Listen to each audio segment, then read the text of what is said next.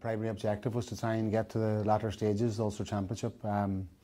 We have 2 games under our belt now, and obviously the Tyrone match is a significant step up for us, but we're very, very happy to be there, and we feel as if we've earned the right to be there now after winning our first 2 games, and we're looking forward to it. I suppose obviously it's a very, very difficult game. I think Tyrone have only lost 2 championship games in the last 14, so that just says a lot. And I think from our perspective, you know, the way that what Mickey Hart has achieved and what Tyrone have achieved as a group of players has been just phenomenal, and I suppose it's something we would try to aspire to, you know, but it leaves the test for us, a huge one on Sunday, but as I said earlier, one that we're looking forward to. We know what we're going to get with Tyrone. You know, we're going to get a quality team that makes good decisions all the time.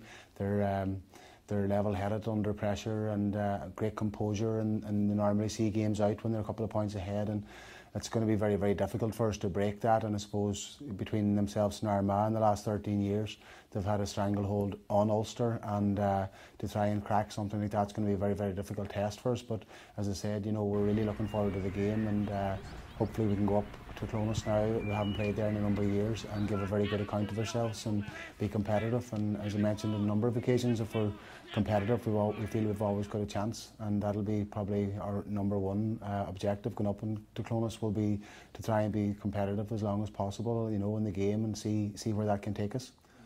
Well, I suppose at the beginning of the McKenna Cup in the league, we were under a lot of pressure with injuries, and you know, the college players weren't available and stuff, so it left us very, very stretched at that time. But thankfully now a lot of the boys are coming back into the equation. Frank McGuinness starting to get fit again, Leo McLoone, Christy Toy. So they were all sort of longer term injuries, you know, and we're delighted now that they're in the shake-up for places, and that can only be healthy for the squad, and that's what we're looking for. We're looking to develop a squad that, you know, we have maybe 23, 24, 25 players that are capable of playing championship football, and hopefully now some of the boys can put their best foot forward in the next few days and weeks, and hopefully stamp a place down for themselves. Oh, I mean, it's up to anybody themselves. Well, you know, everybody's got an opinion, and they're entitled to the opinion.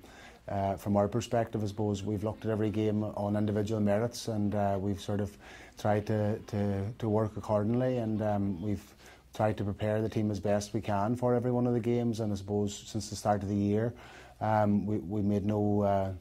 We didn't hide the fact that the Ulster Championship was definitely our number one priority, and we're just delighted that we're going into the 3rd game now, and we're still in it, and we'll just continue to work through you know, our plans in relation to what we've set out at the start of the year, and if we won on Sunday, we'll be delighted to go to the final and play Derry, and if not, we'll regroup again, and we'll re-evaluate everything and try and make it better again, and push on towards the qualifiers, you know. But I mean, as I mentioned there, everybody's entitled to an opinion. Our job just is to get the players into the best shape possibly, physically and mentally, and prepare them for the games, and between now and Sunday that won't change.